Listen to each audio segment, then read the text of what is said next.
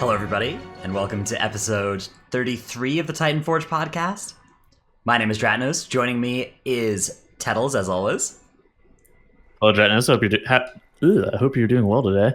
I am. I hope that you are as well, equally well rested and ready to fight the day here.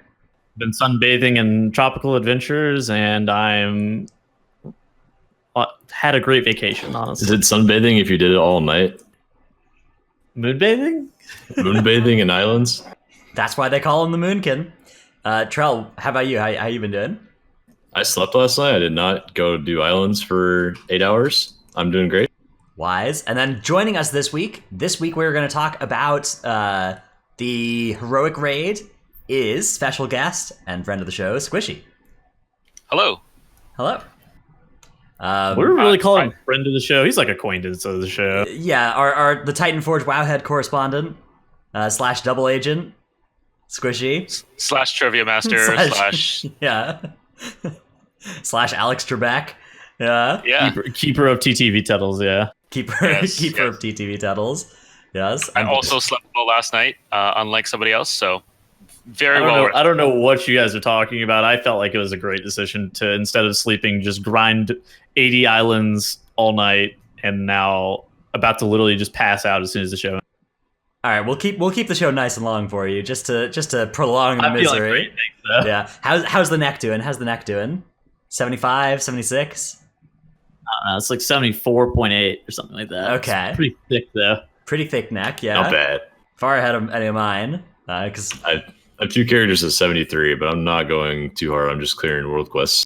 Yeah, I'm not even doing that. I'm just doing alt stuff every day. Like before a higher priority for me than my world quest swoop is just doing the intro quest on more alts. So I haven't been doing swoops at all or islands at all this week. It's been a joy because you don't need the islands this tier. It's not something that's really important. So for anybody wondering about why people are doing islands, like the world first raiders are trying to push neck level 80 for a couple reasons. There's a 3% stamina node there, but it also lets them upgrade their Mythic Azerite by 5 eye levels, which is pretty relevant. But everybody who's not in like a world first situation, there's no big power spike after 75, except for upgrading those Azerite pieces as you get them. 75 is where you get that third trait, and no guild outside of like the world top 10 should be requiring anybody to go above that. So if your guild is trying to get you to do islands because they see all of method and limits people in islands, don't let them. They're being dumb. Okay. On the same vein, though, like outside of doing your dailies, there's not like a ton you should be doing. So jumping into islands is not a bad option. If you are wondering what the best place to spend 2 hours to upgrade your character's power level is, and you've taken care of the assaults and the daily vision and stuff, islands are the best answer, and world quest swoop for AP. But it's not like that's where you need to be. Like if you just don't do any of that, you'll be totally fine. Yeah, I think it's you either spam alts or spam islands on your one character that you want to develop, or you just play all your alts through the intro and get everything up to speed. Like I chose the alts because I want to do 5 or 6 characters this tier for certain content. Yeah, you're trying to do the push to 4K radar IO score on all of them or something? Yeah, something like that. Whatever the number ends up being, 3K, 3.5, something very cool. 6K or something. 6K. Yeah. I mean, honestly, I feel like the numbers are going to be high this season. I don't know about that. I feel like this season we'll see BFA's highest time keys. I think it's possible, yeah. Corrupted is that. Sure, it's possible. Yeah. If they keep not nerfing these corruption traits, then yes. Like Echoing Void and Twilight Devastation. I guess Twilight Devastation is the one that doesn't split in AoE now. Mindflay even does a lot of damage just for like a kind of balanced one. The appendages? Yeah. Dude, that thing sims so low. Are you sure it does damage? It sims pretty high for a lot of specs. Yeah. I mean, per corruption point, it's probably not great, but like as a first, it actually does quite a bit. I think that we should always be thinking about things in terms of per corruption points. Sure. Yeah. Per corruption points, it's very low for Moonkin. I don't know about other specs specifically, though. Yeah, but for this first weird week, I think it's an okay equip because you're so limited. Yeah, I mean, you're just putting on any item that's corrupted, right, this week? Exactly. I got the hot void ritual on my main, but then David QZ coming in fucking hot, tier 3 infinite stars. So he be hitting it diffy. I don't know what that means. I don't know what that means either. Am I a boomer? Yeah. Yes. Okay, so probably learned that tropical vacation. Yeah. My brain is actually just fried. Too much sun. This week is our Heroic Ny'alotha preview show. Next week, we will be doing a review of Heroic Ny'alotha, but mostly a preview of the Mythic raid. Then the weeks after that, we will definitely miss. We will definitely miss in 2 weeks. In 3 weeks, we may also miss. In 4 weeks, we should be back in town.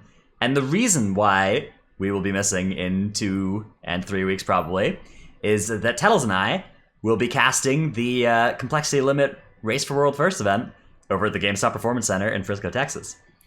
So that'll be what we're up to, yeah.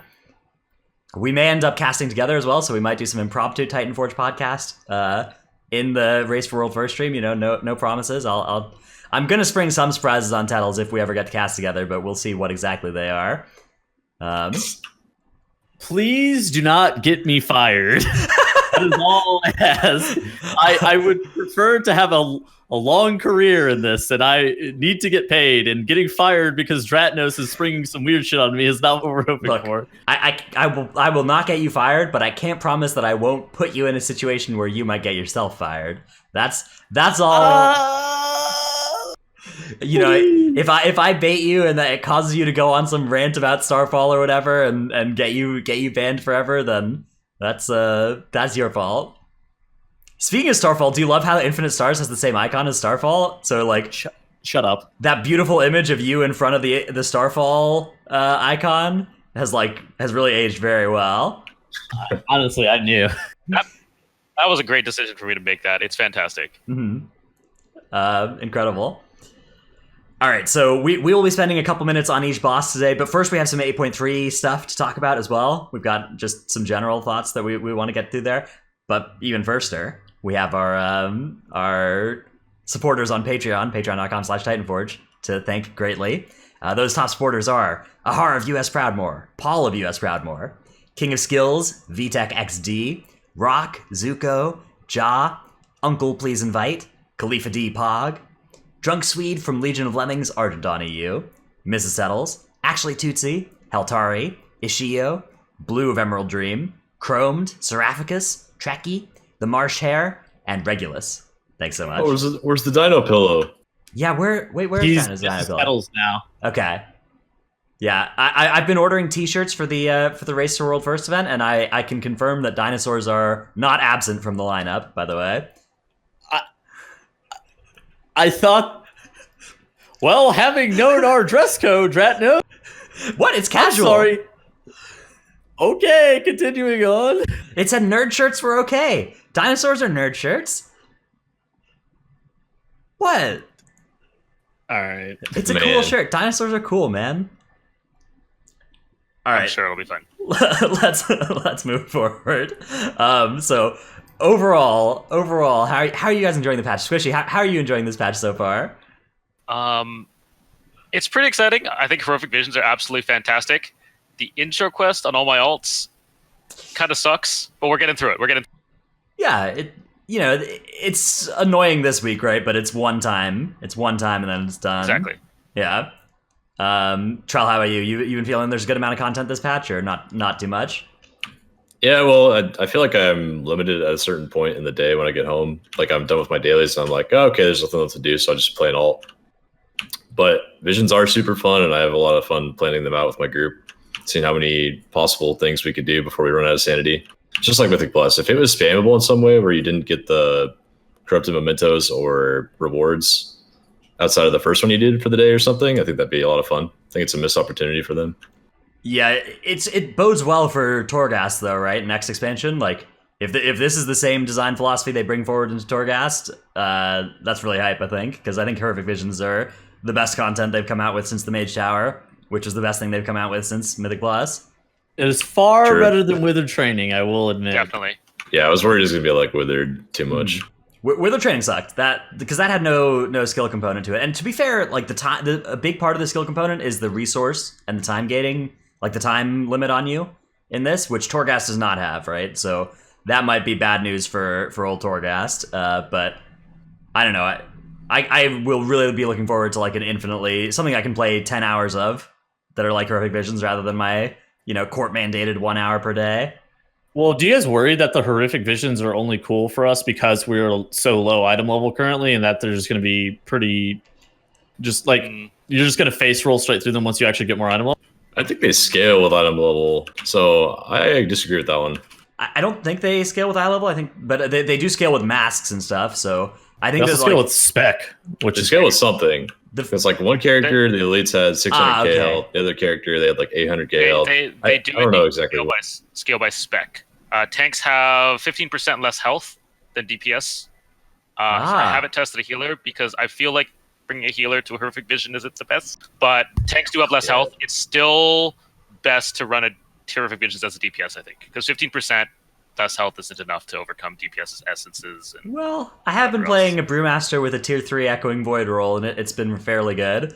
So you've been playing a DPS. So you're playing I've DPS, been playing a DPS that can also just chain get disoriented and not die, which is really nice. Like I just spent like 30 seconds in CC. Is Brewmaster.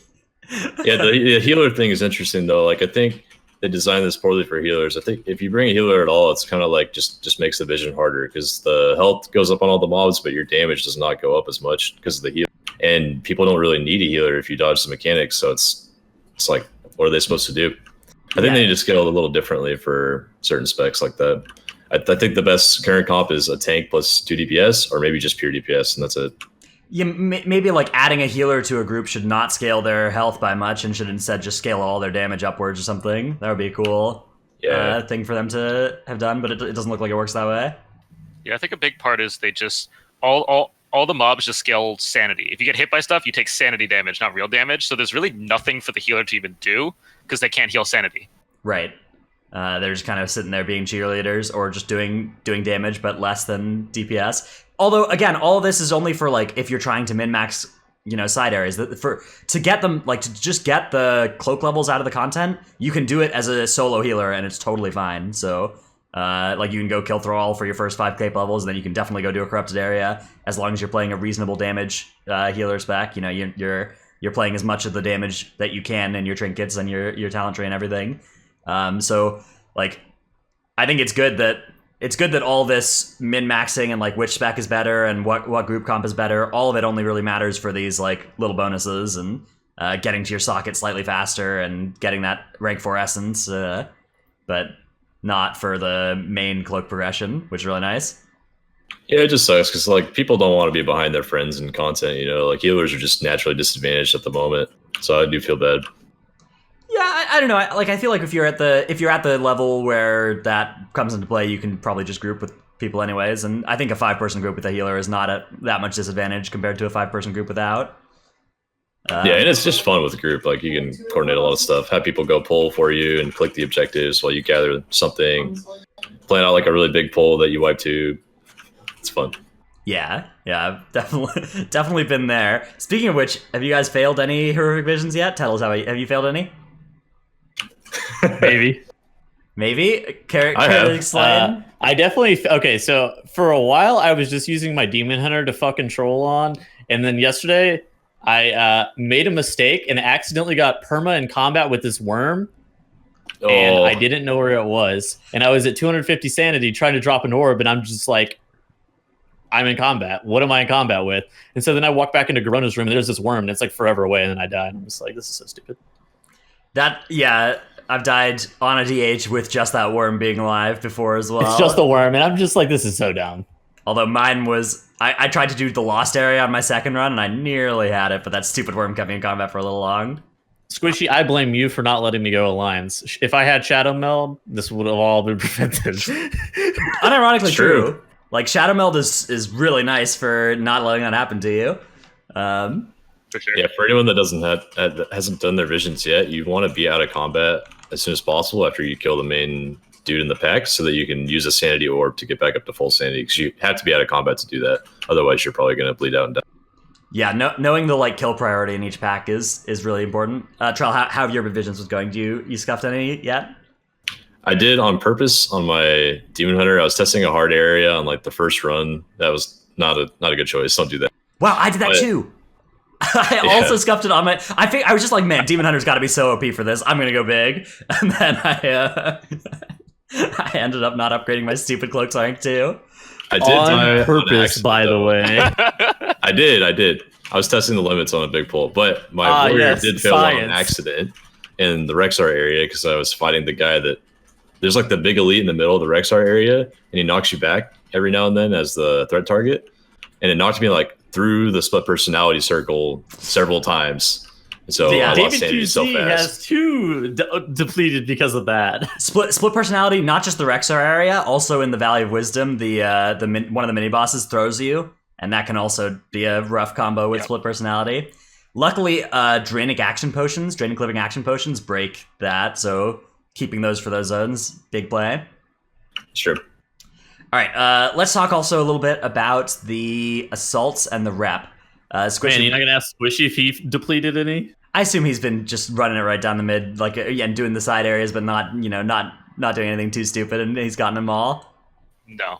No, you depleted as well. All right, No. I was on my rogue, went to a lost area, got to the boss perfectly fine. Split personality had the thing backwards, right when the boss cast his frontal cone or his frontal line. So I dodged backwards off the cliff.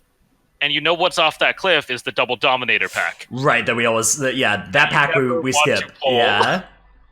So I got double stunned and just died. It was awful. But it sucks. Did you know that you can double jump fell rush over the split personality? Yeah, you can just glide over it. I think. You can wild charge over it too. You can stack form wild charge over it too. Did not know that. Yeah, did not know that. If you're a Havoc Demon Hunter, visions are free. Congratulations. Yeah, you picked the right class. Havoc Demon Hunter is certainly nuts for soloing it. Although I believe that the best way to do it is in a group, because I think that the group side of the tree is more OP than the solo side of the tree. Like if you have 5 people in there who have the group side of the tree, you just have like 2,000 sanity across your group, and that's nuts compared to the increase of 15% damage on the solo side, right? Yep. There's no reason not to group at this point. They fixed the trait bugs that only work solo. Like grouping until you do mask runs is the way to go for sure now. Yeah, although you can't respec your talent tree, so if you pick the left side of the talent tree, you might have a hard time getting people to want to group with you, or you might still just want to play solo. So no shame in that. It definitely still works. Okay. How about the corruption affixes? Squishy, you broke the news of the Infinite Stars nerf. How do you feel about the 25% nerf to Infinite Stars damage? Based on the sims on single target, I don't know if it's enough, but I do know that Infinite Stars with any other target on the fight at all, since you can't control where it goes, it will greatly reduce the effect. So it might be enough as long as it's not a pure single target encounter, which I think the only one is really Shad'har. So it might be okay if they're okay with. Yeah, so because most effects at least just do the same damage, but now split among 2 targets. Infinite Stars does even less than that on 2 targets, right? Because it stops applying the damage taken increase. That starts falling off, right? Well, no. It doesn't fall off because it's a 15-minute debuff, but the ramp up time for you to get to that 10 stack is double as long. Super long. Okay. Yeah. For you to get to that ramp up time, and especially if it is a target that you're actually trying to kill, then like if you get any stacks on the target that's trying to die sooner, then you're going to just be like right. Okay, so you're not going to have good stacks. If there's like a 20-second living ad and that takes an Infinite Star, that Infinite Star will do no damage and will also not contribute to ramping up on the main target. Yep. Exactly. So it's 3 procs per minute and it's 15-minute duration. So realistically, it's not going to fall off your target while you're in combat with it. But the 3 procs per minute is fairly low for something like, especially if it goes on a target that is meaningless, like we were saying. Yeah. All right. In other news this week, Heroic Mechagon is active, and it grants progress towards Vision of Perfection rank 3 randomly. So ranks 1 and 2 come from Heroic just by doing them. Rank 3 is just like a 20% drop from Heroic or something. Really? Yeah. Yeah, I heard stories of people doing it 26 times to get their rank 3. Yeah. I would have just waited, but that's a way to farm it if you want. Yeah, you can get it from M+ guaranteed next week is the plan, right? So you shouldn't need to spam Heroic if you're planning to do M+ Mechagon. I thought it was on a weekly lockout. Okay. Well, Heroic is not, right? No, I thought the Mythic Plus one was, but now you have me questioning that. The Mythic Plus one should be on a weekly lockout because we did upper then lower, and then upper gave one but lower didn't, so it should be a weekly lockout, but we don't know for sure. Okay. We also have the interesting question of what level key to do this week to get a keystone next week. So Blizzard's been a little back and forth on this. They've had a couple of different stances. The current thinking, again, looks like you need to do a 19 this week to get a 15 in your box next week, which you want because next week you want to do 115 for the weekly box afterwards. Your weekly box next week will not contain good loot, but you want to do 115 for the weekly box after to contain good loot. If you can. So if you're capable of playing in the 19 or so range, go for it. If you're not, like if 19 sounds really high to you, there's not really a reason to do like a super high key of any kind for you then this week, because the gear, like even doing a 10 or whatever is not going to give you relevant gear next week. It's going to give you 440 gear again. Dratnos, is it true that you bet all your gold away to Jason XC Raffle on this? I bet 100,000 of my gold, which is not all of it, but is certainly some of it, yeah. That and again, I don't think it's 100% guaranteed that Blizzard hasn't like gone into their code or whatever and put a number 4 in somewhere, and that's going to come out affecting us by 5 levels, right? Like that's not impossible, given the inconsistency. But it could be 6. That's true. Yeah, so the blue post set, like Blizzard's now saying that the plan is 19s give you a 15. If you 100% trust blue posts, you are now no longer need to worry. But if you 100% trust blue posts, you would have been wrong about several things in the past. So, you know, it's still I would still say it's not quite 100%. I have a question. Didn't 19s give you 15s last patch cycle too? Yes, but last patch cycle they announced 3 levels extra, or 3. They just said the downgrade would be 3 levels. Yeah, but now we're going from 35 or 30% increase on dungeon to 53, and we're getting the exact same downgrade, which is the last season also had the scaling change. Yeah, the exponential scaling in high keys. Yeah, never mind. That is right. I totally forgot about that part because they scaled up the mythic zeros, right? No, the exponential scaling increase came last dungeon. Oh, yeah. Okay, 8% no, per level I to do know 10%. what you're talking about. Like Yeah. the gap between a 21 and 22 got higher. Way higher. Starting this season, right? Yeah. But it didn't matter much in the 10 range. Like 10 to 11 was not very, because of the way that exponential scaling works. Yep. Yeah, it's been interesting. The patch notes have definitely been all over the place. The patch notes for this patch initially announced that change again, even though it already happened. And they announced the Soulbinder world boss, which came in Ny'alotha, would be a new world boss this patch. So it's been a roller coaster. You know what? I'll commend them. I'm glad that they're communicating it all. Yes, it was really nice that they put out that, like, what to expect in a few weeks ago. It just would have been unfortunate if it was wrong, but it looks like it will probably be more accurate than their actual content update notes. They seem to be fixing it. And Yeah. That's fine by me. Yeah. I mean, the fact that they're like being proactive about fixing it and instead of being like, oh, it's a feature like they normally do, is I'm more than okay with it. Yeah. Plus the fact that they are having some communication, some transparency. It's steps in the right direction. It's not perfect. It's not going to get perfect overnight, though. Yeah, I agree. Good news overall. There have been some communication issues from Blizzard this week as well, with the whole daily quests abuse thing. Do you guys remember that? Where the daily quest like reset and somebody asked on the Blizzard CS if they could just keep farming it over and over again, and the Blizzard CS person was like, "Yeah, you can do that." Yeah. And the person was like, "Are you sure?" And the person was like, "Yes, friend, we're sure." Do you want me to grab the tweet for you? No, it's they're okay. like, I don't want to play "Wait." Blizzard on the show too much. They've had so many bugs, though. I mean, come on, like. My favorite part. Just had a hard time. If you look through Blizzard CS's Twitter now somebody asked, "Hey, I've been able to repeat the cloak upgrade quest more than 2 times. Is that a bug or should I keep doing it?" And the CS person was like, "Oh yeah, hold off on doing that more than 3 times now."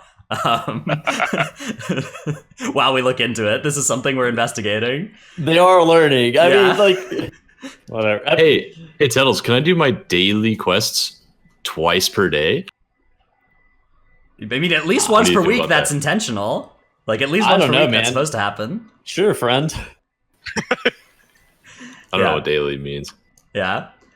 Yeah, I think that pawning it off on the CS people and like blaming them is probably not the best approach, Right. especially for something that is not within their control. But that was not exactly as I would describe a great source of information. It's like to the point where whenever I saw that, I just like retweeted it, like quoted the tweet, and was like, "This is a bait." Yeah. All things considered, though, we're glad there's more communication rather than them just not saying anything. All right, let's move on to our tip of the week segment. My tip of the week is that there are totems in the Horrific Visions after you kill any side area. After you complete any side area, there will be a totem that shows up near the last boss, where the last boss spawned. In most zones. In the Valley of Wisdom, it's a little farther away. It's at the crossroads area in the Valley of Wisdoms that you can right-click, and it'll yeet you through the air back to the starting area. And while you are airborne, you're not losing any sanity as well. So that's a big move to take in Horrific Visions that I recommend doing. Trell, what's your tip of the week?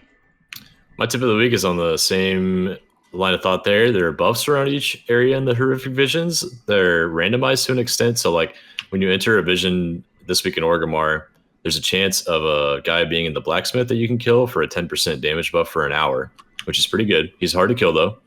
There's also Gammon who can spawn on the right side, second building, I think, where he is in normal Orgrimmar. He gives you a 10% health buff. There are vials all over the place. There's 5 different colored vials, and they're when you enter a vision, they get set on what they do.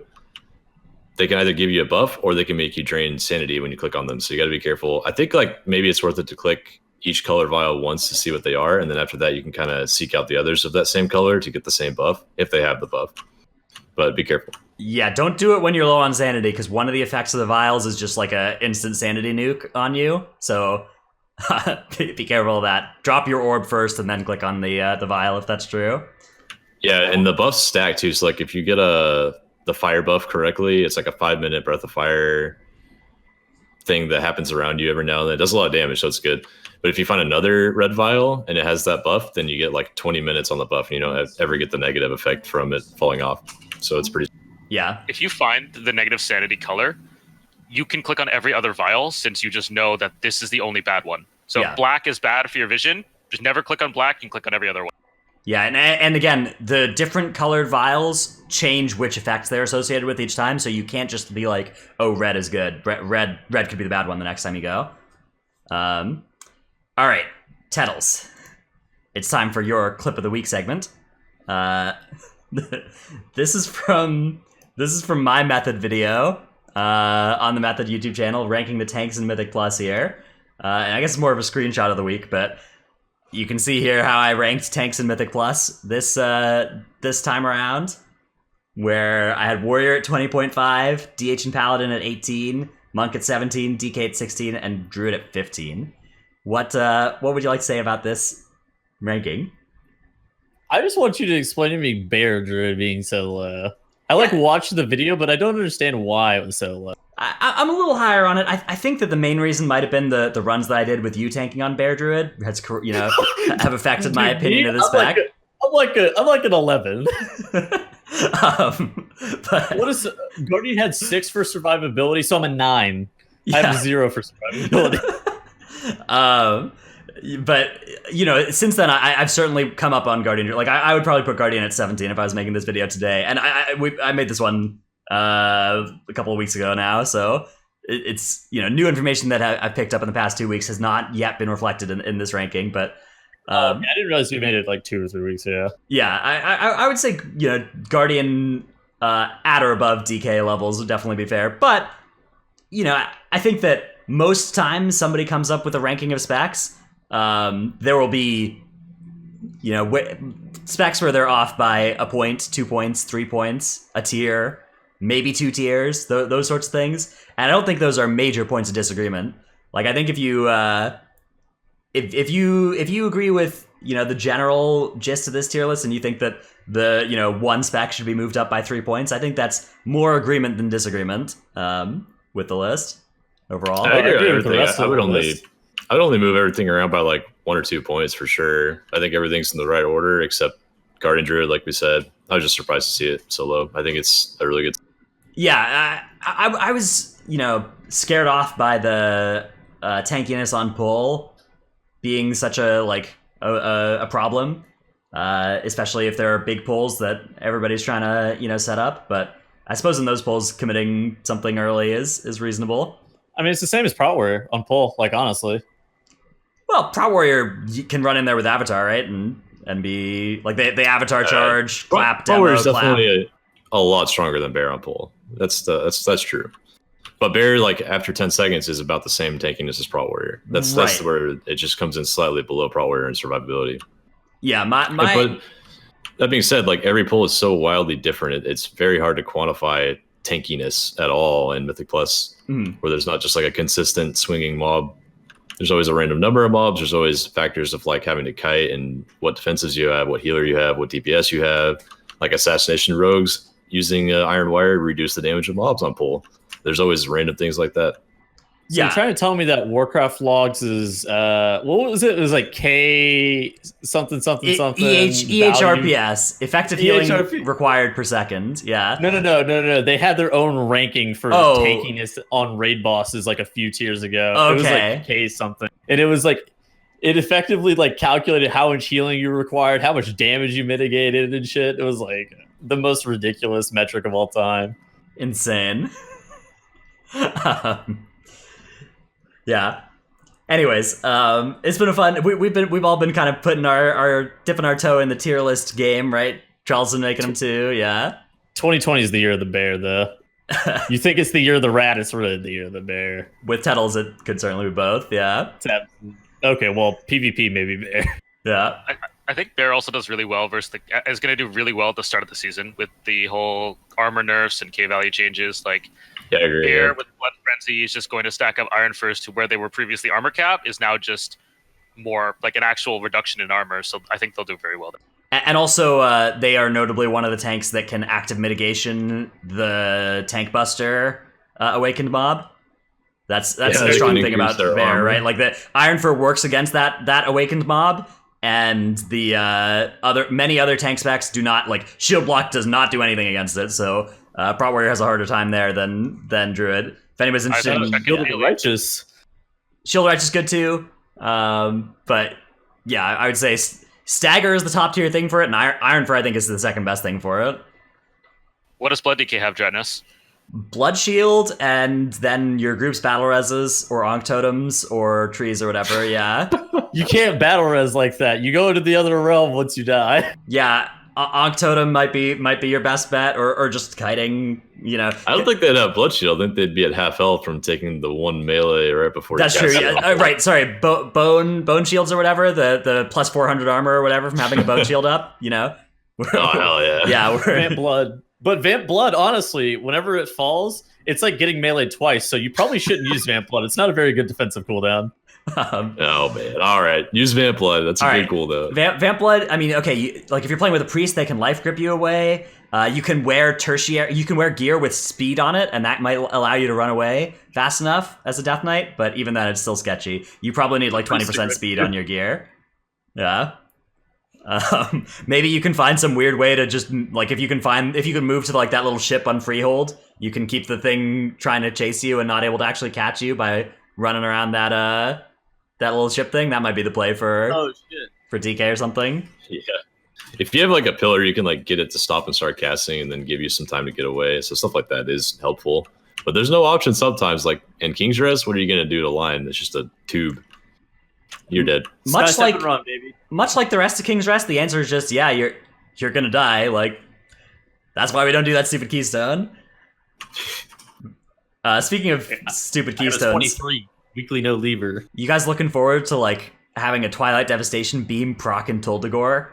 Just I actually tested on Motherload last night on my DK. I was blood DKing a Motherload for the weekly.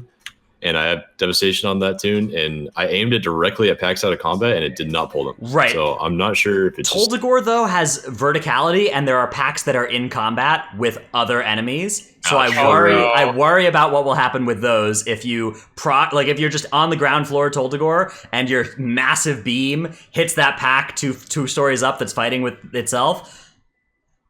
I'm not saying that it will definitely pull. You're actually right. I'm not saying it will definitely pull, but I think that it's a good chance. Yeah. Does Infinite Stars do that too, or no, only Infinite stuff you're Stars? Infinite Star stopped doing that. Infinite Star stopped hitting mobs that you were not in combat with. Okay, I'm pretty that's sure good. anything that doesn't do purely single target can pull anything at Toldugor. I'm pretty sure it's just a broken deck. Yeah, I think part of the problem with Toldugor is those mobs that are just in combat randomly. I thought it was the fake walls and the fake floors. That is also part of the problem. It's Toldugor cannot be just one mistake. There has to be more than one responsible for that abomination. All right, let's move on to our main topic. Verticality is not the strong suit. Do you remember Upper Kara? Upper Kara was broken for so long. Yeah.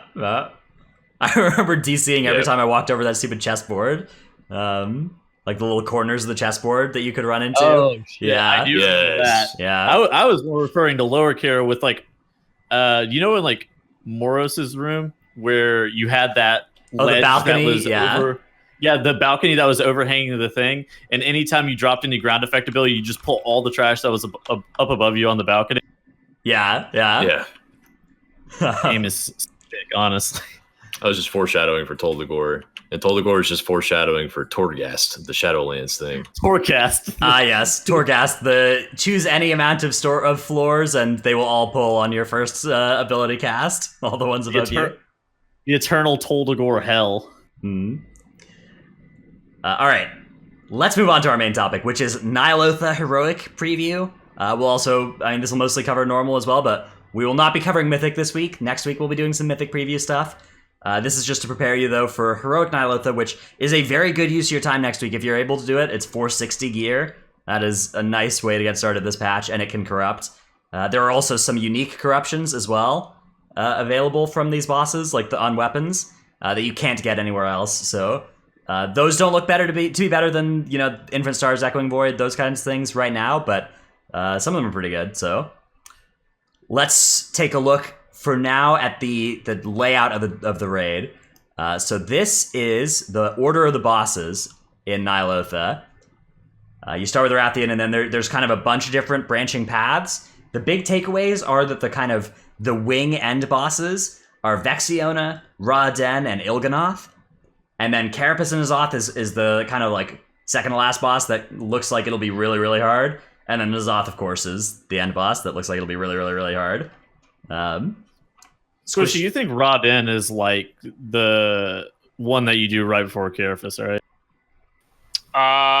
It looks harder than Vexiona. And it's all based on tuning. Raden is very, very positioning based. And if they base Raden on just get the positioning right, figure out a strategy, and then execute, then it might just flop. Whereas Vexiona or Il'gynoth might just be a hard DPS check. That's fair. Yeah, and that's kind of more Mythic as well, right? Like Heroic, there's kind of no way to know which of these bosses are going to be tuned hard on Heroic. Right? That Heroic, just sometimes you get bosses like Heroic Unat that are just trivial, despite the Mythic version being hard and the fight looking like it should be hard. I mean, for people who clear Mythic, no Heroic bosses should really be like hard. Like they'll just take time. I remember when Queen of Shara was deemed hard, and we just what did we pull it like 20 times, and eventually we just killed it. And it was like, all right, well, wow. The secret is make sure your whole entire guild soaks. Yeah. It's relative. It's always relative to like the tuning going into the week and the skill of the raker. Sure. You never know how it's going to Plus, you never have the loot that you're going to have later weeks. Like Cahoon was a hard Heroic boss, right? But Unat was a very easy one. And there's kind of not a... there's no way to know which kind it's going to be based on how hard it looks like it'll be on Mythic. Anyways, let's get started going through these boss by boss. So, of course, the first boss that everybody will have to fight is Rathian. Rathian is a interesting little intro boss. So what's kind of the top level overview of Rathian, Squishy? Well, it is a 2-phase encounter. In the first phase, you're basically DPSing Rathian. In the second phase, you kind of just you have to kill these pillars. But there are like these intermission breaks in the first phase that you have to basically run away from the boss, and nobody can really hit him during the time. But for an intro boss, I think it's relatively good. He is a dragon, of course, so he's a frontal breath and a tail swipe. And this tail swipe hits really hard for some reason. And if your tank happens to turn it into an unexpected boomkin, for example, they'll probably die. A boomkin, you say? I'm at ranged, and it's probably physical, so checkmate. Okay. So yeah, we have the intermission where, as a whole group, you need to move to one safe spot on the ground, and we have some footage of that here. So this is from Kalamazi's YouTube channel of Rathian, and you can see here the intermission starting where the boss kind of lifts off, does damage beneath it, and now you all need to move around to the one safe space. I actually like the whole. We actually should make the intro boss to the raid interesting as opposed to some just like random patchwork DPS check. So in previous expansions, not necessarily this expansion, but in previous expansions, they had like the most boring ass intro bosses. But for some reason, this expansion they've had like super interesting ones. Like Savara is cool, Talok is cool, Rathian now also fairly interesting as an intro fight. I doubt he's going to be hard, but at least he has some interesting mechanics. Yeah. I think this, champs aside, it's been a great expansion for intro bosses.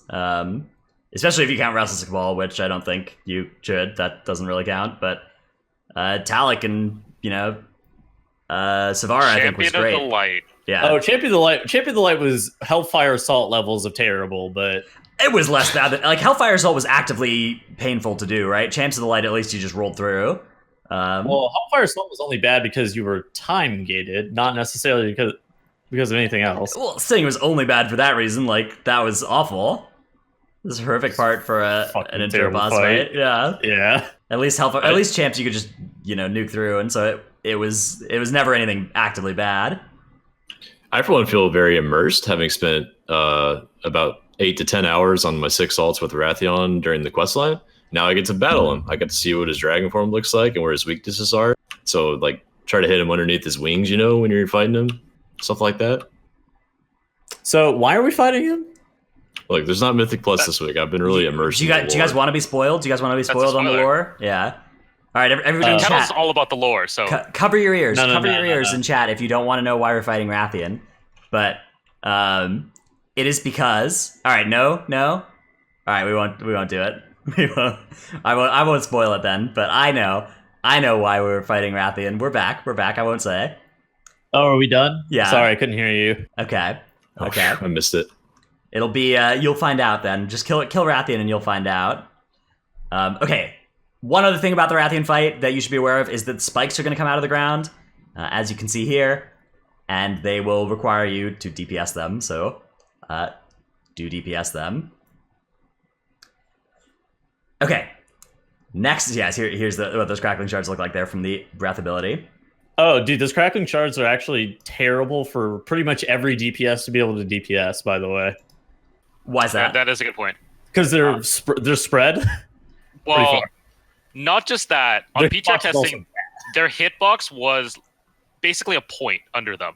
So, like 2 shards close together that are easily within cleave range for any melee DPS could not be cleaved. Sunfire will not cleave. Like, they were awful. No, really? You should be able to hit probably, yeah. That's you should probably be able to hit a good clump of 3 or 4 with every Sunfire. You could hit 1, maybe 2, but hopefully they fix that because that was awful. Yo, they just heard me pleading to buff Starfall on their Twitter, and they were just like, honestly, let's throw him a bone. Let's make one encounter that he can actually DPS with Starfall. True, yeah, or all those big AoE abilities like the Hunter one, the big Barrage. Barrage. Oh, do they still have Sidewinders? Is that even a button still? No, I think that was removed after it stopped all the Hunters from ever getting invited to groups.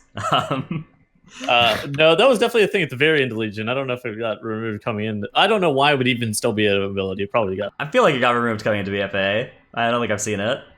All right, next is Prophet Skitra, one of the second 2 bosses in here. It's another single target-y boss fight for the most part. And there's a debuff effect that explodes to spawn some ads that need to be killed instantly. We'll watch some footage of that now. Anything, Squishy, that you'd like to say about this particular fight? Yeah, so unfortunately for the majority of the WoW population, this fight is going to require communication. Yes. Just like Mekatork, you have information that somebody else probably can't see, but whether or not a weak core actually trivializes it will be determined. But basically, the raid is split into 2 on an intermission. Every 20%, the boss phases away, and the raid is split into 2 groups, basically a purple debuff and a red debuff.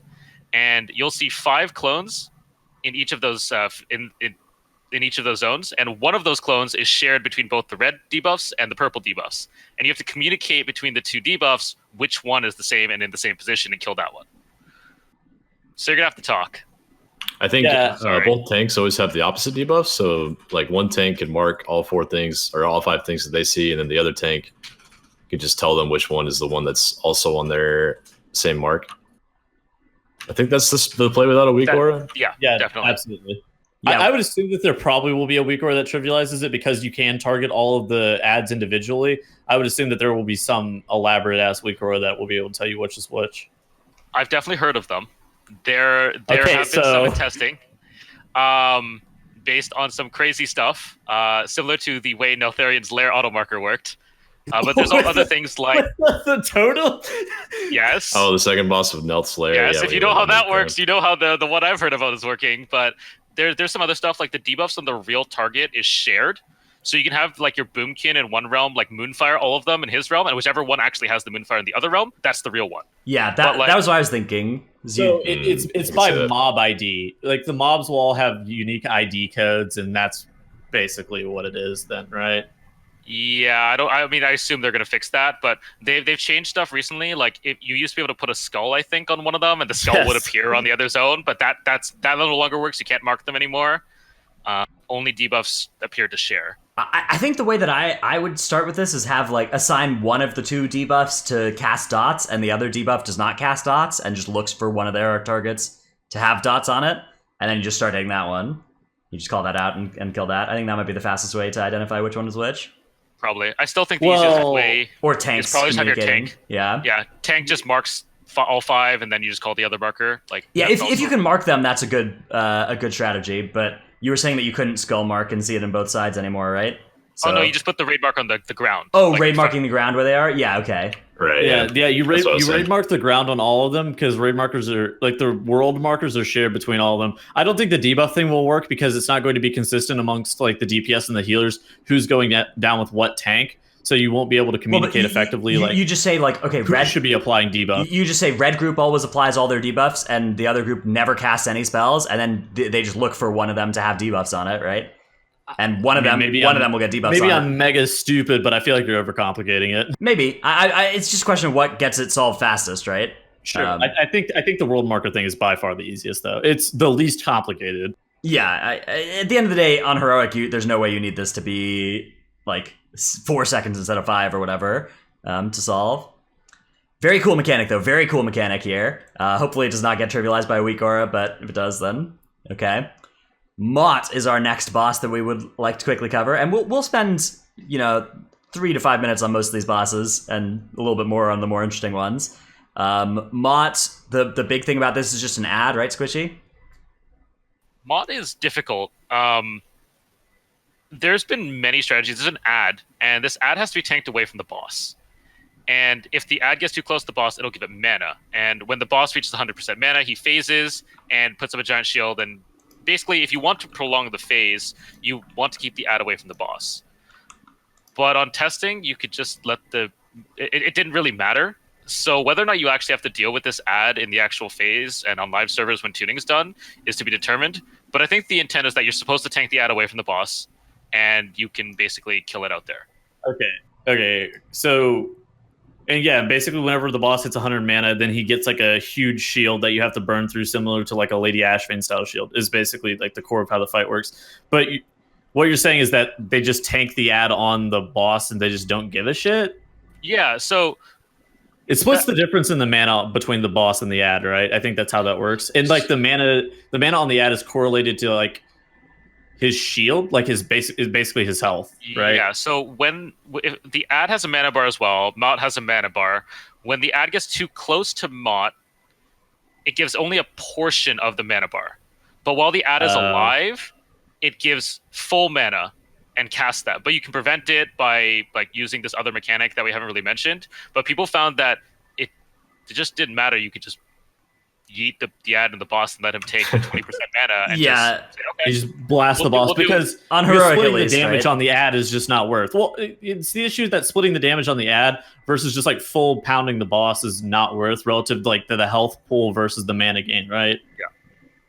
Yeah, That's Which classes do you think are gonna kill themselves on the reflect damage burn phase? Yeah, so what Chola's mentioning is that when he's full mana, he puts up this giant shield, and every point of damage that you deal to Maut to try to break the shield will be reflected back at you 100%. So, Fire Mage? Anybody interested in critting a diver's folly at that thing? Yo, did somebody That's say funny. Moonkin? Slow and steady wins the race, dude. Dude, yeah, Moonkin just fires a crit Star Surge and a crit Infinite Stars hit, and it's gone. It's over. Oh no, then I would die. Yes, that Yeah. would be the end Infinite of me. stars, that'll be. Yeah. Take off your corruptions. So is it No is it infinite like stars. the Cenarius Reflect? I don't even remember that from testing. Is it similar to Cenarius Reflect? No, it's just whatever you deal to it is the damage that is dealt right back at you. 1-to-1. It should, as far as I know, it's 1-to-1. They might have That is- changed it, or Yeah, that's So like what, trash. 250k infinite stars possibly every hit. I believe it just says. But I haven't actually looked, to be honest. But I assume it's 1-to-1. We'll see. Yeah, that might be something that changes in various difficulties as well. All right. Once Maut goes down, you are now faced with the choice of which branch to go down. In Heroic, not probably super important decision. In Mythic, I think it will be really interesting to see which path the different guilds take at this juncture, because it could definitely matter.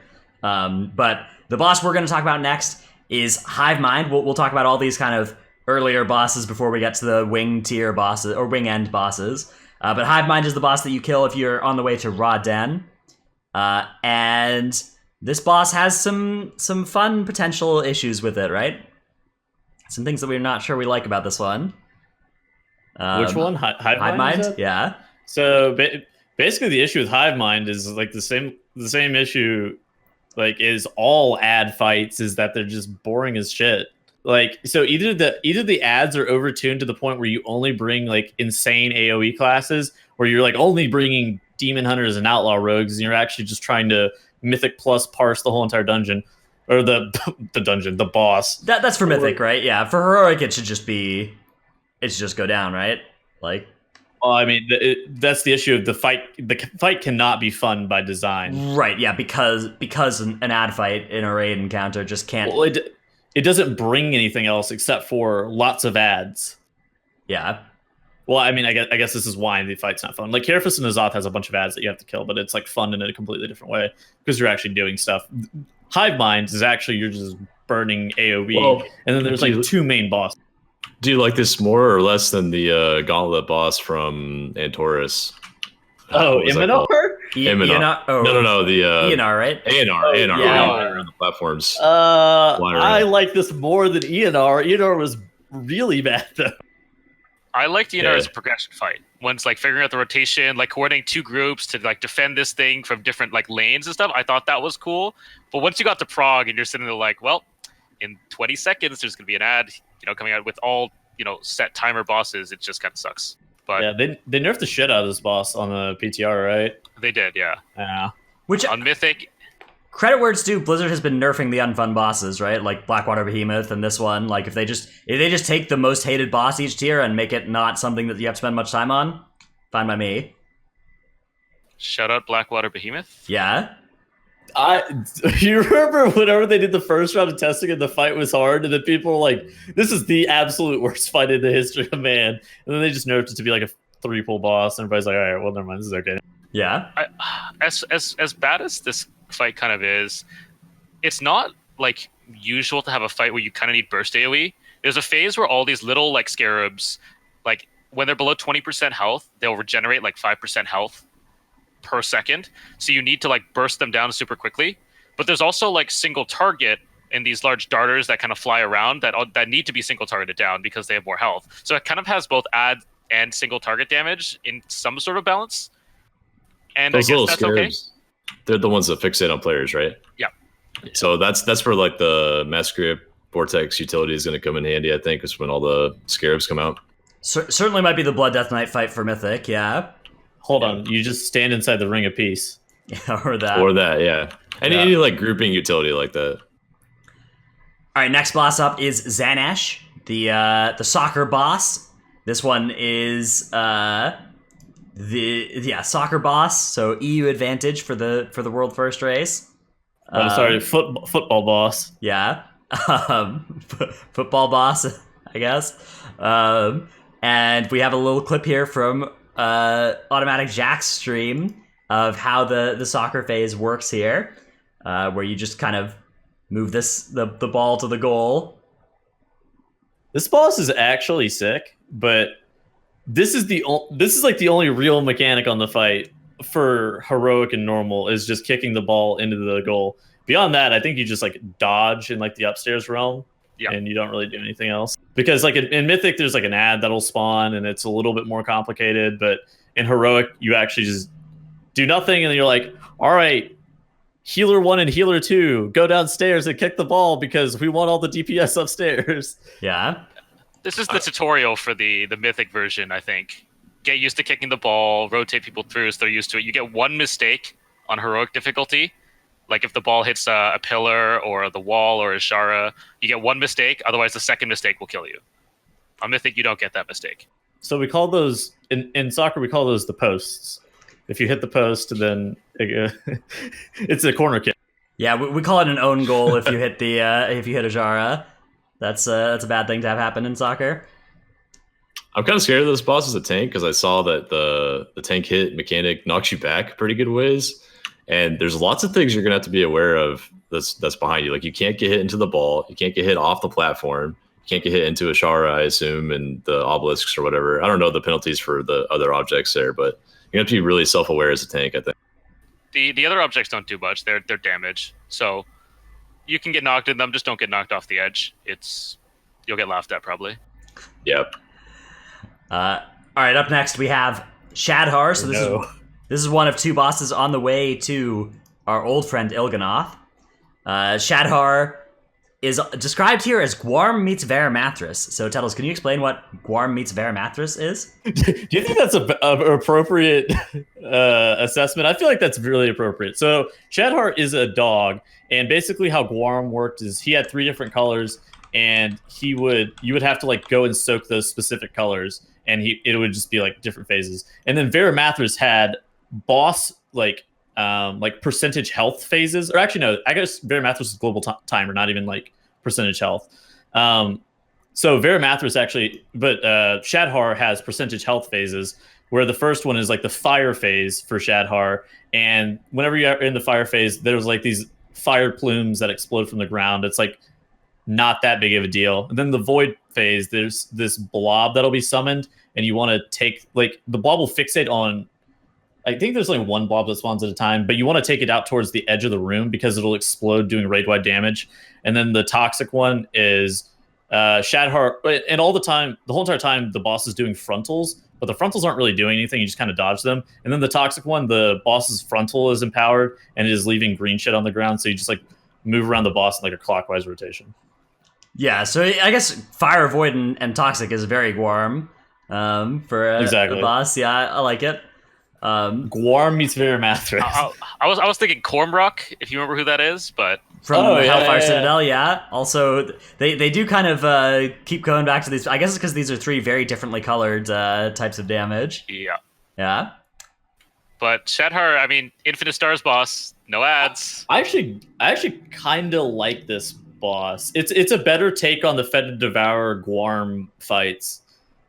Why the fuck did they always make patchwork fights these dogs? Yeah, maybe doggos. Yeah. I don't know. All right, up next we have... Good? Which boss do you think Il'gynoth reminds you of? Il'gynoth. Old Il'gynoth. All right, up next we have Drest'agath, though, the last boss that you'll need to complete before getting to one of these last wing end bosses. So once you have done these, then you'll be 7 out of 12, right? And the last 5 out of 12 are the hard ones. So Drest'agath is Squishei, what's important about Drest'agath? This is the fight that your Shadow Priest will love. It's the first kind of big multi-dot fight of the tier. Basically, he summons a bunch of different tentacles, and each of the tentacles have their own abilities. But all the tentacles basically need to die at some point because they spawn in waves, and you need to clear the wave before the next wave spawns so you don't fall behind. But the major mechanic is the boss itself is basically will heal any damage that you deal unless you kill a tentacle and pick up a debuff that you leave behind. So every time you kill a tentacle, you want to hop, especially your Melted Daughters, hop in and DPS the boss. Generally, you want to wait to pick up a debuff until you have cooldowns. Then you just kind of own the boss, do big chunks of damage. But that's kind of just the Drest'agath fight. Just wave after wave of tentacles, picking up debuffs, rotating damage to the boss over and over again. Yeah, ideally you just bring only multi-daughters to this fight, but this is the only melee unfriendly fight of the tier, I would say. I think Il'gynoth is a little bit like but in general, Drest'agath is by far the worst and probably the only one that I would say is bad for melee, which is weird because we've had a bunch of tiers of having very poor melee fights. There's some debuff. I don't remember if it's heroic or mythic, but if the melee remain in range of a tentacle for 4 stacks, they instantly might get mind control or something like that. So they have to swap targets or something. I don't remember if that's heroic or mythic. Apparently, it's been changed to be melee friendly. Our testers in the chat are letting us know. So I don't know what got changed to make this melee friendly. Are they changing how the fight works? Are the tentacles stacked up? You're definitely going to want some melee. One of the tentacles has a smoke bomb around it, so your daughters aren't going to want to head in there. And I'm pretty sure that's the thing where you can only be inside it for so long. But don't expect to remember. Okay, so I want how many? 4 demon hunters and the rest range. All right. Yeah, I think warriors are good, right? Yeah, warriors. Maybe not that. Fight. I don't know. I think warriors are just going to be good this tier. Yeah. Up next, we have our first of the end boss or the wing end bosses, Vexiona the dragon. So our second dragon of the tier. We got a nice 2 dragon tier to make up for not having very many dragons so far this X pack. This one has an intermission phase as well, which Rathian did too. So dragons with intermissions. What else is kind of big to be aware of on this fight, Squishei?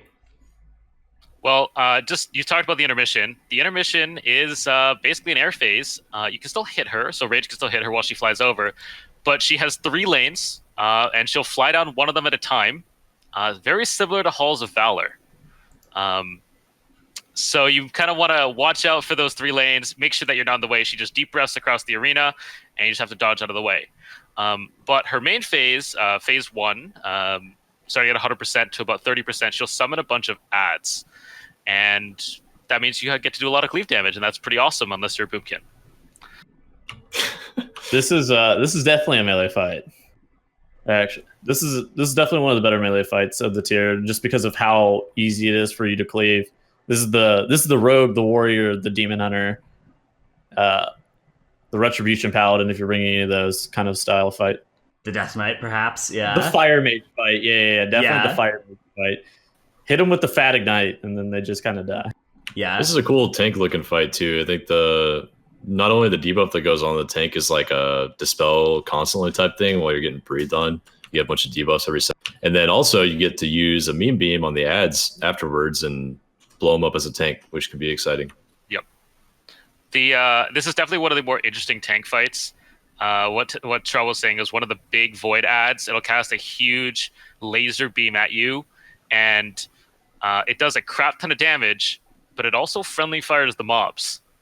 So you want to tank the mobs in this beam that you're also getting hit by, so they take damage. And then once the big void elemental dies, you can pick up its orb and also fire the meme beam back at them as well, doing massive damage. So it's kind of actually a really fun fight for tanks. Does that beam hit the boss too? I don't know if it hits the boss, but I was told it friendly fires the ads for sure. Okay. That is definitely one of the most interesting tank mechanics they've had on a boss in a really long time, I'll be honest with you. Tank mechanics are so bad. It's just so hard to come up with an interesting tank mechanic. Yeah, but swap at 2 stacks. All right, that was creative. Next, it's so 3 stacks. So hard to come up 4 with stacks. It's so hard to come up with a boss where the strategy of just taunting when your debuff falls off does not work, right? What about 5 stack? Hear me out. 5 stacks. Yeah, you don't even have to Queen know. Shad'har went up to 30 stacks. Shit. Yeah, let's multiply them by 10. Queen Shad'har was different at different parts in the fight too. It was Queen Shad'har had some interesting tank mechanics, I guess. I don't know. Did you really like lining for 15 I seconds? didn't like lining. Especially my tank saying, "Yo, can I get one heal?" Yeah. I didn't like having a 90% healing reduction on me either in the last phase. Although that happened on farm, not progression. Look, I'll have fun pointing that beam at Tettles on farm. Oh, yeah. Go straight at him, and I can follow I'm it too. AFKing. I'm AFKing. Tells is dead. Those priests... Tells Magic wiped. damage. Yeah. Tells wiped my heroic clear last night on Orgazoa as a demon hunter. He flew down and kicked the boss as fast as he possibly could to wipe the group. So do it, Squishy. That's really funny, actually. All right. All I'm gonna say is Nerf said, "Kick the boss. You won't do it," and then I did it, and it insta killed everybody. Up next, we have Raden. So Raden, a returning boss from Throne of Thunder back in Mists of Pandaria. How much similarities can we expect to the original Raden encounter, Squishy? He has 2 phases. Okay. Not one. He has 2 phases. But you're going to have to do a blue phase and the red phase. The blue phase is very similar to the original Raden, where you have to bring people out, and the debuff jumps from the farthest target to the farthest target. And you're going to want to have to set up positioning and making sure that while that debuff travels, it doesn't go through any member of your raid because it deals damage along the way. And you can't use the same people over and over again because every time the beam travels, it gives them a debuff that they can't take it again. So it's going to be really important that you have a set order of maybe, I think it's 5 to 6 people that are alternating going back and forth so that, they're rotating through the debuff so that it arcs not across the raid. Then there's the red phase, which is the new phase. But in this one, you have to bounce and kind of like volley an orb similar to Zekvoz, all the way back in Uldir. Yeah. And once again, every time you catch the orb, you get the debuff that prevents you from catching it again or dying.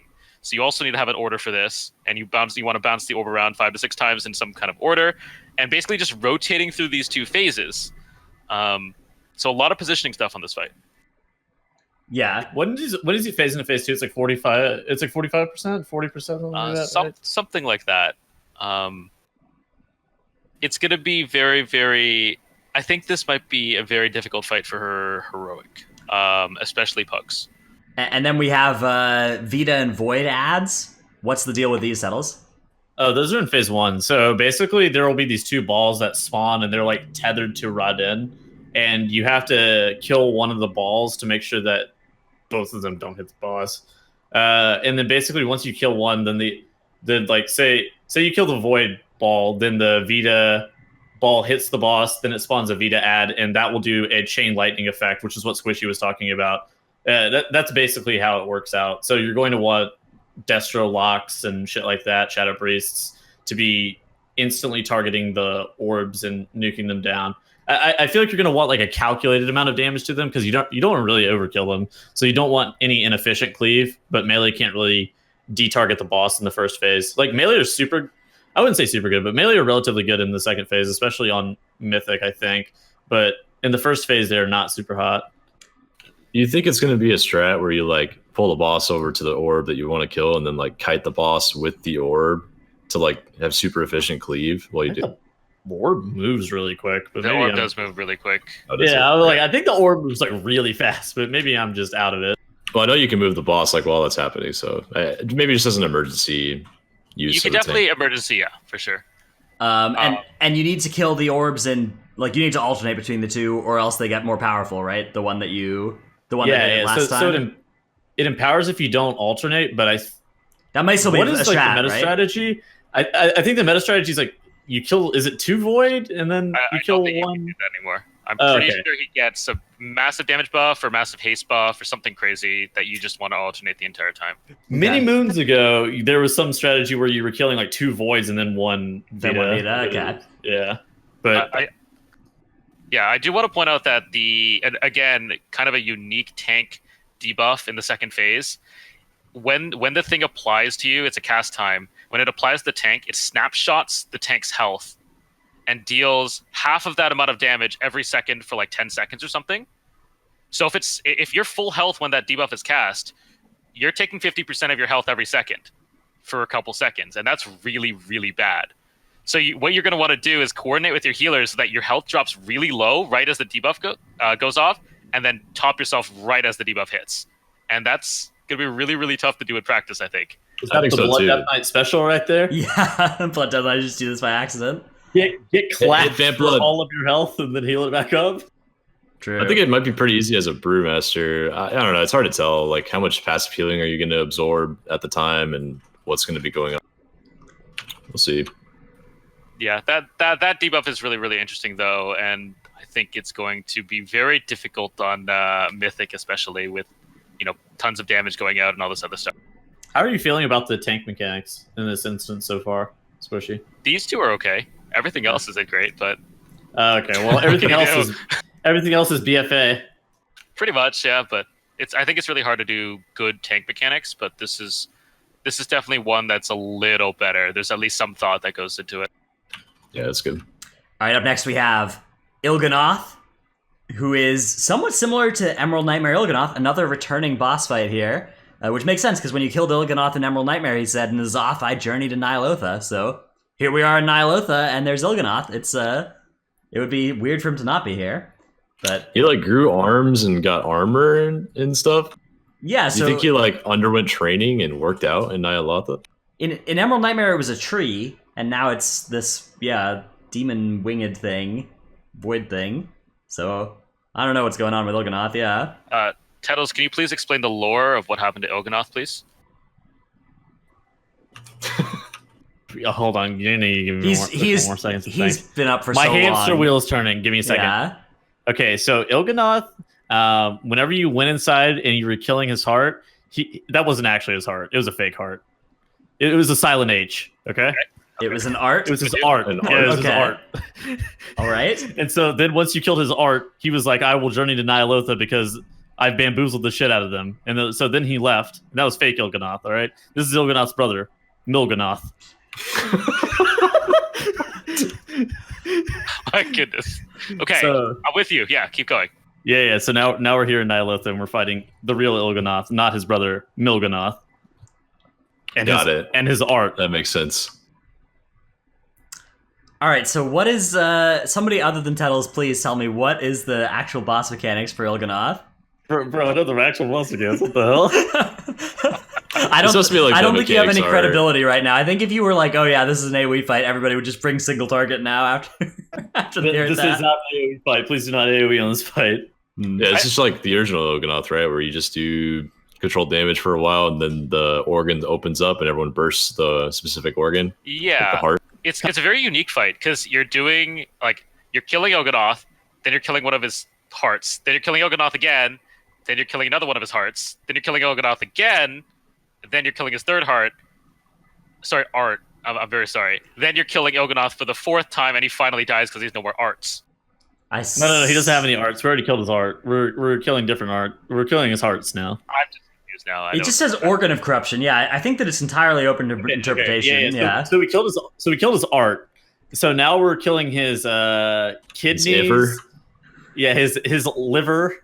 His spleen. And his lungs. yeah. Yeah, his lungs. Yes.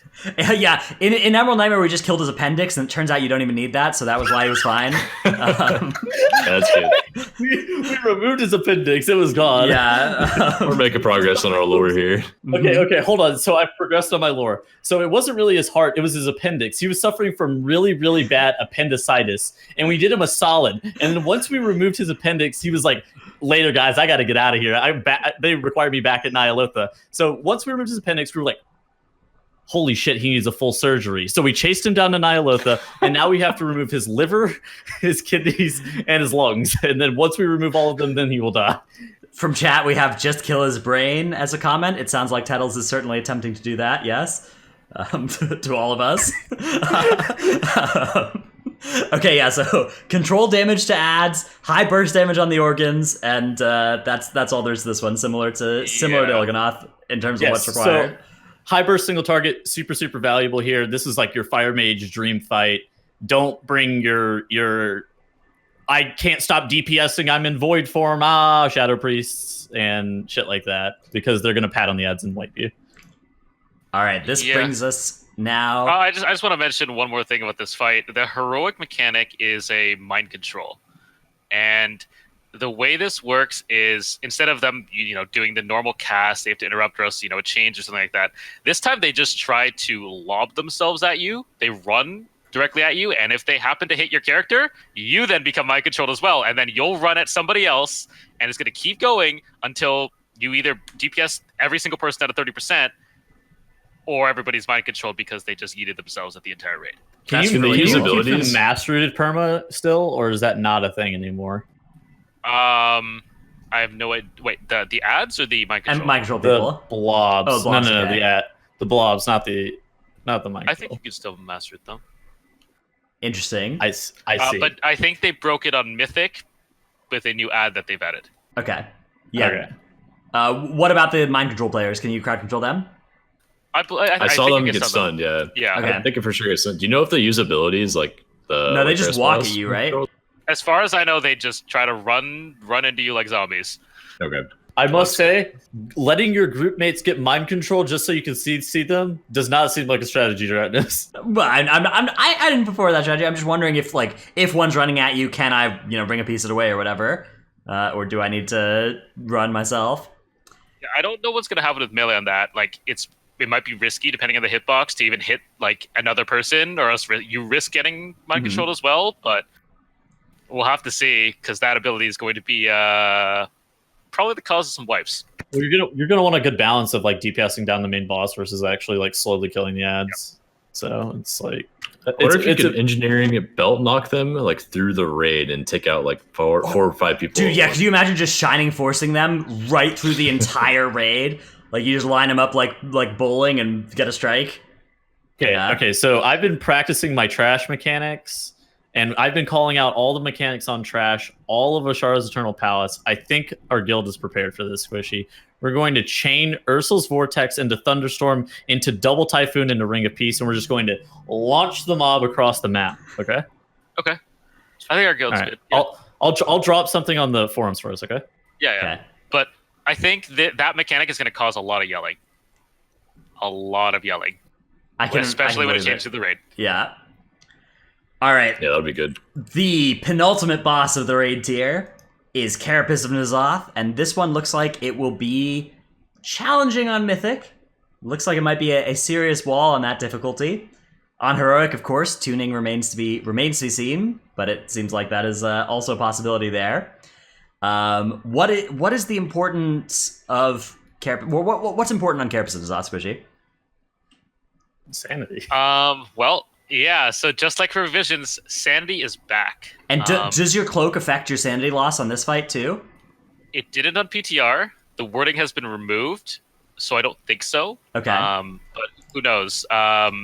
They could add it back, but I'm pretty sure it's just a normal sanity bar, and the level of your cloak doesn't matter, so that everything's fair and balanced.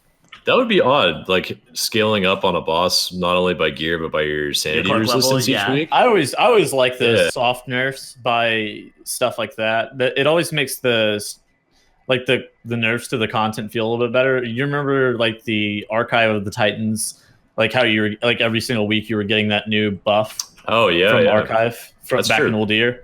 I always preferred the soft nerfs as opposed to just ramming straight through a super hard nerf because it makes farm easier too. The cloak does that kind of with corruption resistance, especially just getting loot. We're gonna get more sources of corruption gear. That's gonna kind of do it itself too. Yeah. How far it goes, that's a different question. But and in 4 months when we get our rank 3 Breath of the Dying, that's going to be a nice nerf to the raid as well. 2 months. I'm sorry. That's a very different number. That's a very different length of a grind. Yeah, just 8 lockouts, not 12. it might be before the Alliance Hall of Fame closes. Yeah. Shadowlands might be before that as well. We also have an extra action button going on in this fight. You need to hit. What's the deal with this extra action button? So we were talking about Sandy. Phase 1, Rathian is in the back. Ooh, that's a spoiler, isn't it? Well, is it?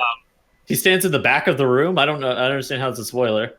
Oh, because he doesn't die. It's a spoiler that he's alive. And bosses don't die all the time. What? By the way, did you guys know that there's a world quest in King's Rest that is apparently bugged because it says to kill King Dazar, and King Dazar doesn't actually die at the end of that fight? Ah. That's some QA right there. Yeah, apparently. But now that that's out of the way, kill him or slay him? It's slain, whatever. Well, slaying and killing are two different things, Dratnos. Okay. Anyways, so Rathian is here helping us out. Somehow has survived the first boss in a way that we will not spoil. And that's phase 1. What changes then into phases 2 and beyond? Yeah, so I mean, just to give a little bit more, you can use your extra action button, which is your cape, and somehow your cape will make you fly to Rathian in the back. Really cool, I'm sure, with sunglasses and everything. But you'll fly to the back, and while you stand next to Rathian, that's how you get your sanity back in this ring or in this encounter. Okay. Yeah. There's a bunch of really cool. I was about to ask a question. So basically, in the phase 2, you have to do you remember Gahoon phase 2? You have to split between the two sides and run up the pylon. Yeah. Do you think that groups are going to split, or do you think they're going to move as one? I think you move as one, but I think you move as one. But just to kind of give a little bit more about the Carapace phase 1, I think it's really cool. There's this giant tentacle. You'll see its shadow appear on the ground, and after a couple seconds, it'll literally just slam into the ground, instantly crushing anybody under it. But then you can hop on top of the tentacle, and you have to kill these little adds that are on top of the tentacle. So you hop on, and you can cleave everything down. I think that's a really cool mechanic. It adds, dare I say it, cool. Verticality to an encounter. Oh, no, never mind. Oh, yes. Give us some beautiful things. verticality. You know what's hilarious about the verticality? So there are a lot of AoE abilities that won't hit the whole entire length of the blobs, but for some reason, Purification Protocol, you just slap it on top of the tentacle and it hits every fucking one, and it just blasts them all too. And you're just okay, this is so stupid. I can't wait for path not found, path not available, path not available. And wait, you play with text on, or you play with the voice on too? No, I just see the red error text. Or why am I not leaping right now? Oh God, why? Mm-hmm. Yeah, so that's just I who play with their voices on. Yes, you do. But you kill these ads, it depletes the boss's health, then you go into phase 2, where it's kind of a moving boss fight. Once you take him out of this phase, he moves forwards, and you kind of go into this next little arena, which kind of splits into 2 sides. And the goal of this phase is to kill these little cysts on the walls. There's I think 7 or 8 on each side. There's quite a lot, and the Gahoon cysts are back too. So if you miss those, you can AC them, and beautiful. The Warlocks will be very happy. But I think the strategy will kind of just be to have your entire raid walk down one side, kill everything on that one side, and then once everything's dead, you use your extra action button, cloak back to Rathian, fly back to him, get your sanity back up, and then head down the other side. Whether or not you can do that on Mythic is a different question, but on Heroic, I think you'll just go left or right, and then you'll go to the other side. Okay, so also important to note, Cloak CD is 2 minutes, right? Okay, there is a cooldown on it. I believe the Cloak CD is 2 minutes. So if you actually do that strategy where you go up the left side and then you cloak to come back and then you go up the right side, then you have to fight Carapace and you have to fight whatever the fucking guy is, the Embrace of N'Zoth, I think is the character name or whatever it is. Some random fucking without cloaking beforehand. Mob man. Anyways, but and then whenever you push the boss in the third phase, which we're going to talk about in a second, you actually can't use the extra action button again. So you're going to want to wait out the 2 minutes before you push the boss into the third phase, so you can actually get that extra use, so you can get your sanity back to 100% right before the phase, because you cannot reset your sanity again once you end up in phase 3. And I think phase 3 is just a damage burn, right?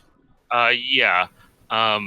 There's a really interesting mechanic on this fight. I don't remember what it's adaptive membrane or something like that. It puts a shield on very specific mobs, some of the cysts or whatever.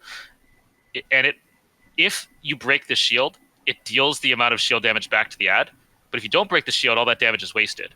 So I think it's to prevent Shadow Priests and Warlocks from just going crazy, dotting everything up, and then just letting it all rot simultaneously. And you need to actually push a shield. Yeah, you need to focus the shield so that the damage is dealt, and the ones that you don't focus, the damage is completely wasted. But Squishei, I've seen this before. I saw it on Mechatork, and they dotted up the robots anyways. Yeah, I mean, there's no reason not to dot the others still, right? Your multi-dotters are still going to dot everything, who are we kidding? But you don't have everybody just evenly damage everything, right? You have to actually target some. But it is to rein it in a bit, just so that, your Shadow Priests and your Warlocks aren't going crazy. This is a very long fight, by the way, right? This will go on for Yes. Oh yeah. 2 lusts or This is something. I would assume this is like a 12-minute encounter on Mythic. This is like looking like a two lust encounter on Mythic, just because like how long the run up the sides actually take and shit, just so long. All right, once that does finally go down, then in a pattern we haven't seen since Dragon Soul, you will then fight N'Zoth again. So after Spine of Deathwing, we got Madness of Deathwing, and after Carapace of N'Zoth, we get N'Zoth the Corruptor. So hopefully this does acquit itself a little bit better than those 2 fights did. N'Zoth is another 3-phase encounter. We don't know what the Mythic last phase is going to look like yet. There's no information in the Dungeon Journal about that yet. But in Heroic, we do know the Dungeon Journal for all 3 of these phases. Phase 1 is called the Psychus phase, and it's a 2-target cleave phase. Squishei, is there anything big to be aware of in Phase 1? Yeah, so like other end bosses in BFA, the Phase 1 is a tutorial phase. Yeah, I don't get it. Like, Great. why is there always a 2-target cleave phase? My favorite part is just after 400 pulls, pulling the boss again and doing a trivially easy fight for 3 minutes. Hold on, they're removing that Phase 1 in Mythic. Don't get ahead of That's yourself. true. That's true. That Phase 1 is gone in Mythic, so Okay, Actually, this is great. Yeah, it's just like Gul'dan then, which had an annoying Phase 1 in Heroic, and it was fun in Mythic. So, yeah. Yeah, this is the tutorial phase for Heroic to introduce the mechanic later on, which you have to do with less people. But basically, there's just a bunch of tentacles all over the place, and a big ad called Psychus. Every time you kill a tentacle near Psychus, Psychus takes 50% more damage, and it stacks. So you kind of want to kite Psychus around the room through all these tentacles, and then once he stacks up to like 300 or 400% extra damage, you burst him down before he reaches 100 energy, at which point he'll wipe you. So you you're on a clock, basically. Okay. And then once you finish with that, it just moves into the real boss fight begins with Phase 2. Phase 2 is not pure single target, right? Multi-dotting is allowed. It is definitely allowed, yes. Yeah, but it's not required either, right? They're just tentacles. You can multi-dot, but you don't need to. We'll see. We'll see if you need to or not. But there are quite a lot of tentacles. There's 3 different types of tentacles. One that needs to be tanked, one that does a debuff that needs to be dispelled, and a third one that just kind of lobs raid damage around. Didn't really mention earlier, but Sanity's back again. And if you run out of Sanity, you get a big damage buff for like 30 seconds, then you get mind controlled and you have to get killed by your raid. Okay. So, Nice. so like those. the Shade of Xavius sanity. Yeah. Yeah. Very cool. I hope it's as easy as that fight. Actually, no, I hope it's not, because I'm trying to be there as long as possible. Hold on. Redacted statement. I actually want to be in Dallas for forever. Hold on. Yeah, Tettles wants this race for World First to go on for 7 years and keep casting forever. Yeah. Hey, check. Oh yeah. There's some interesting stuff though in this fight, like unique spell effects. There's an ability which will either pull you towards N'Zoth. It's a circular arena. Will either pull you towards the middle, and if you reach the middle, you'll take a bunch of sanity damage, or it'll pull you away from the middle towards the other edge of the room. And if you hit either of those, you lose a crap ton of sanity, and it's not good. It's not good. But stuff like that. But the major mechanic of Phase 2 is you're gonna have to split the raid.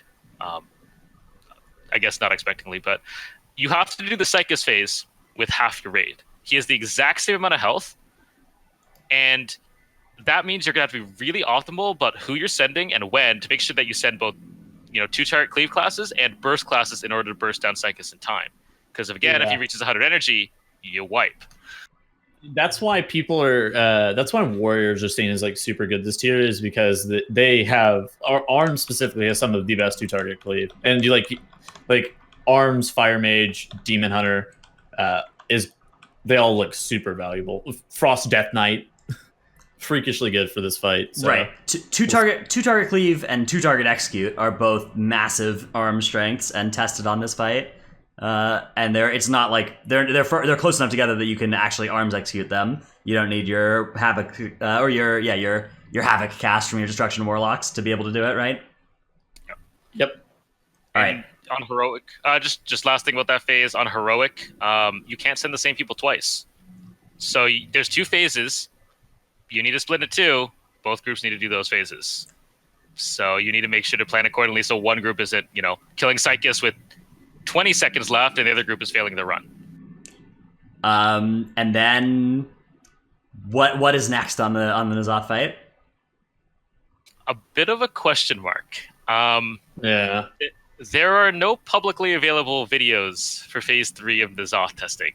But from the Dungeon Journal, it looks to be just a burn. There's an ad that you need to do that has a split damage mechanic that you just need to stack in some kind of circle, and it splits sanity damage and damage. But other than that, you're basically just burning the boss from what we can tell. Are you trying to say that there's some non-publicly available information about the last phase? Is that what you're implying? Well, like Probably. we think that the testing from like Method and Limit, they probably were able to get to test this, but it's not publicly logged or recorded. Yeah, no reason for them to share that. So Oh fuck, dude! Like, why would they share that? It's not in their best interest. Yeah, so it looks like this is going to be a fight that incentivizes that efficient 2-target cleave, and that's why DPS warriors and Havoc Demon Hunters and stuff are things that look like might be good this tier. So melee just also don't look like they get punished. Oh, I guess we're about to talk about this. Yeah, so let's make some predictions about what we think the raid is going to look like. You have listed here that I think it looks mega range friendly. I think this is an interesting question because I think the question of how many melee will be on the world first kill is pretty interesting. All of BFA, every end boss has had a 2-to-1 ratio of range to melee or higher. Do you think that will not be true this time, Tettles? That will not be true for N'Zoth specifically. Like if you average it out over the course of the whole entire raid, it may be accurate. But for N'Zoth specifically, okay. I expect it to be like even split or more favorable to melee, just because your Frost Death Knights, your Havoc Demon Hunters, your Warriors, and your Ret Pallies are actually just kind of wild on this last fight. I will still wager on more range than melee. Well, okay, so if it's more range than melee, it would probably be because like your better players have just not better, but like a lot of your players or a larger portion of your roster are re-rolling or already are on a ranged class, not necessarily because it would be the optimal comp. Maybe. I think that it's never that punishing to have like a Destro Warlock instead of a melee character for this fight. And it might be punishing. We have no idea what the last phase is like in Mythic. So it might be punishing to have melee for that. So hear me out. 4 Havoc Demon Hunters, 3 Warriors, a Frost Death Knight, and a Ret Pally. Okay. That's it. That's how many your Warlocks? What's the Ret Pally for? Wog. It's because Narcoles and Lip both play Ret Pally, so I'm expecting to have one of them in on the world first kill. Okay. And then 1 Death Knight, or maybe I guess 1 Death Knight, maybe 2 Death Knights. Yeah, it could be 2 if it's like Mini and Nagi, right? Well, it's Mini and Nagi, and then you have so maybe it's probably 2 Death Knights because I think Twisted maybe playing Death Knight, and then Atlas plays DK. Okay, and now it's playing Death Knight. They have 3 Death Knights. Okay. I think both Limit and Method say quite a bit how just having 1 Ret Paladin's good in general anyway, because on progression, stuff benefits Paladin quite a bit. Like, one person dies, their damage goes up for quite a while. They can save lives with Lay on Hands and Word of Glory. It's just nice to have one. It's a lot of utility from a male. Okay, so basically, even if their DPS isn't like super spectacular, they're in a weird spot where it's like if they're close to competitive, then they can be brought because like Trell was saying, Wisdom and Word of Glory are actually just wild. Bop is also kind of insane occasionally as well. Just a bunch of like random stuff. Obviously, Bubble also super good. I will say that the damage profile of N'Zoth is kind of low. I think you're going to drop healers in this fight. Like, really? Oh yeah, the old 1 healer. No, if we one heal, healer, it completes the trend, right? 5 healers for Cahoon, 4 healers for Jaina, right? 3 for Unat, 2 for Ajara, 1 for Unat or for N'Zoth. You're not, dude. There's no fucking chance. Okay, if they allowed that, that'd be pretty. I don't see you 1 healing it because there's 2 split phases, and unless you send a healer into 1 and have like Ret Pally. Yeah, Ret Pally in the other. We were just talking about this. Okay. I mean, but we'll see. But in terms of like raid damage, it's kind of low. And whether or not they change that in the last phase, I mean, you're going to bring the amount of healers probably required for the last phase if the phase 1 and 2 are, really low damage output.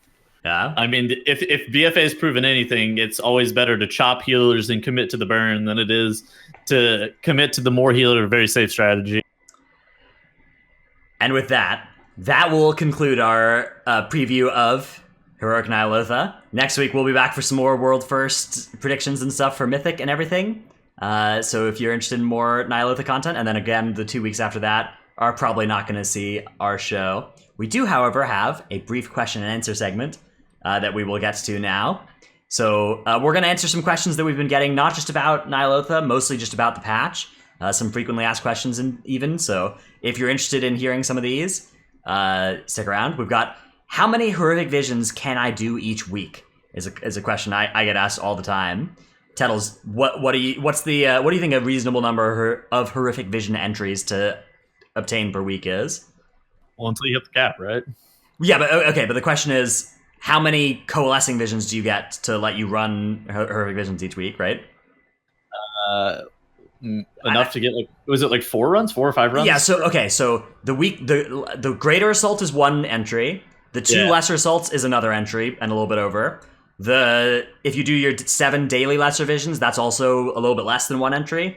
And then on top of that, make up the rest of the boxes. Yeah, so that's 3 entries per week from just those sources. If you if you add dailies and opening boxes and killing rares, that's probably another entry per week if you do that for 7 days. But even if you don't do that, 3 or 3.5 entries per week, I think is a reasonable amount without too much grinding, and that will absolutely. I was also factoring in the initial 3 that you get from the questing. First week, there's also 3 bonus ones from the quest line, basically, and after that, I think it'll start to be about 3 per week is a number to expect.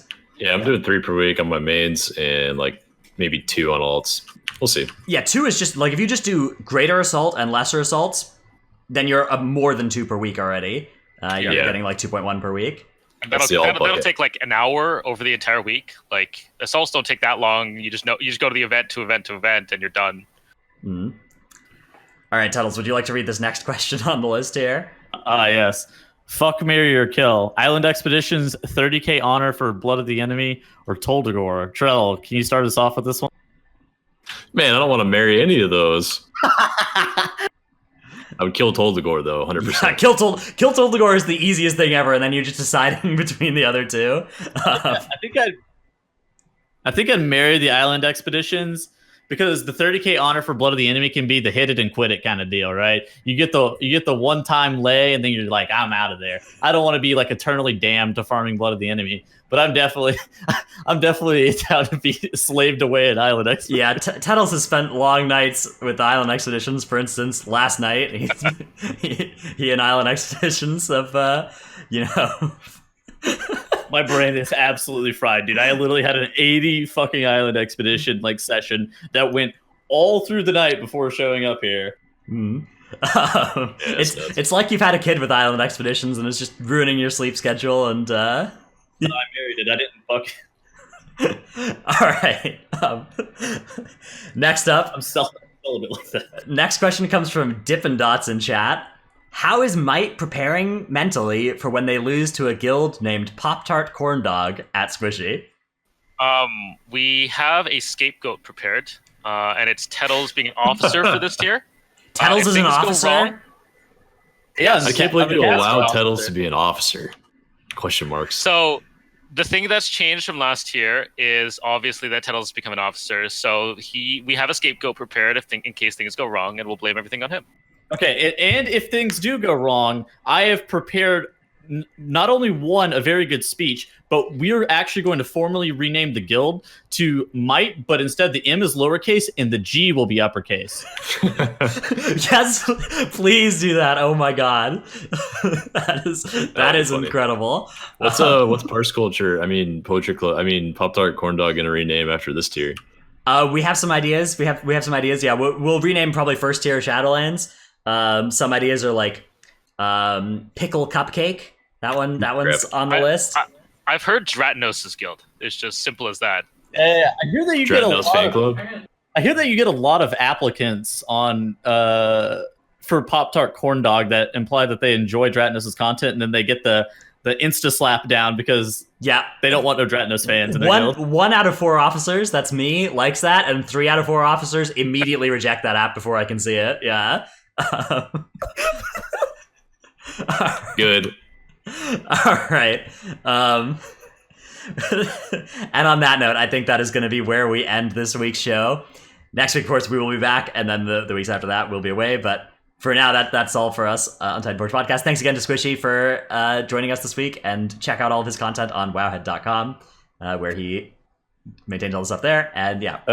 Oh shit! Hold on. Before we go, Squishei is also uploading horrific vision guides. Cool. Very cool. On his YouTube channel, so you should check those out as well. Squishei is? Yes. I am. Awesome. I decided to try video editing again. Haven't edited a video since my guide to a Mercius, which was a long time ago, eons. What's your YouTube channel, Squishei? Just like search Squishei on YouTube and it's there? Same name? I'm pretty sure you can search Squishei on YouTube, exactly the same. But Great. I think my plan is to take some of my PTR footage from Stormwind and prep that for this week because Stormwind will be coming up. So that'll be very good. Yeah, I'm. I will probably have the same guys, but 3 days later on mine. So definitely yours is the place to go. On the PTR, Dratnos. Oh yeah, Squishei has come prepared. Oh, I have. My YouTube channel has always just been waiting for somebody who actually knows how to edit a video to put me out of business. So. I enjoy Dratnos' content. Okay, it's fantastic. All right. Yeah. So yeah, do check out Squishei there and on all the Wowhead content, and we'll be back next week for more Titanforge. Bye, everybody. Goodbye.